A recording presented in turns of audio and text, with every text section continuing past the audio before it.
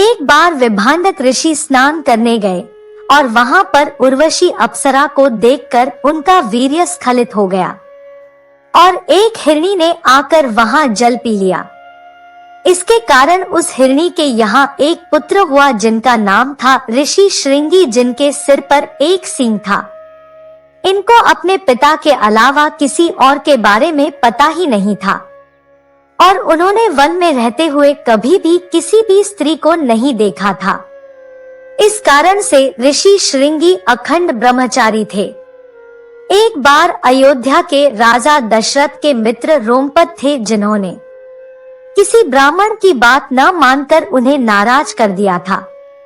इसके बाद रोमपद के राज्य में वर्षा नहीं हो रही थी।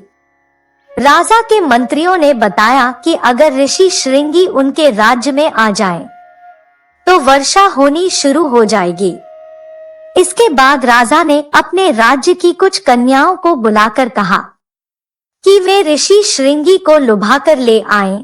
कन्याओं ने राजा से एक नाव बनवाई और उस पर एक कुटिया बनवाई और उसे ऋषि श्रृंगी के यहाँ ले गई। इसके बाद एक कन्या ने ऋषि श्रृंगी के पास जाकर उनसे बातचीत की। ऋषि श्रृंगी को कन्या ने राजा के यहाँ से लाए हुए कुछ खाद्य पदार्थ दिए। ऋषि श्रृंगी ने ऐसे पदार्थ कभी नहीं देखे थे, इसलिए वे बहुत खुश हुए। जब वे उस कन्या के साथ मिलने जुलने लगे, तब उस कन्या ने उन्हें लुभाने की कोशिश करने लगी और कुछ समय बाद चली गई।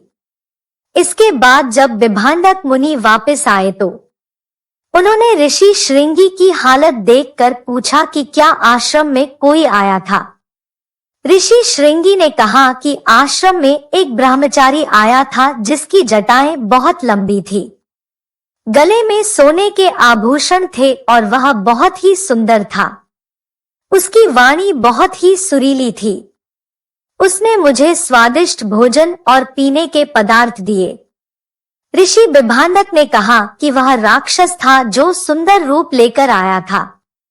राक्षस ऐसा ही करते हैं और तपस्या में विघ्न डालते हैं।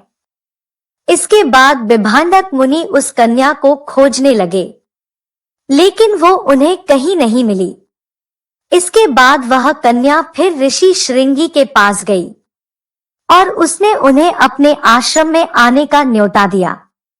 ऋषि श्रृंगी उसे एक ब्रह्मचारी समझ रहे थे और उसकी मीठी बोली से बहुत ही ज्यादा आसक्त थे, इसलिए जाने के लिए तुरंत ही मान गए। कन्या ने ऋषि श्रृंगी को नाव वाली कुटिया में बिठाया और मीठी मीठी बातें करते हुए उलझाए रखा। तब तक राजा की भेजी बाकी कन्याएं नाव को तैराकर अंग देश ले आईं। इसके बाद जैसे ही ऋषि श्रृंगी ने अंग देश में कदम रखा, वर्षा होनी शुरू हो गई। जब राजा रोमपद को लगा कि ऋषि विभांडक उन्हें श्राप दे देंगे, तो उन्होंने अपनी बेटी का विवाह श्रृंगी ऋषि से करवा दिया। जब विभांडक मुनि को राजा रोमपद पर शक हुआ और अंग देश को भस्म करने के लिए चले गए। सब नगरवासियों ने ऋषि का बहुत स्वागत किया। जब ऋषि ने देखा कि उनका पुत्र राजा के पद पर है, तो उनका क्रोध शांत हुआ। इसके बाद विभांडक मुनि ने अपने पुत्र को यह कहकर वहां छोड़ दिया कि जब तक तुम्हारे पुत्र नहीं हो जाते, तब तक यहाँ रहो और फिर वापस वन में आ जाना।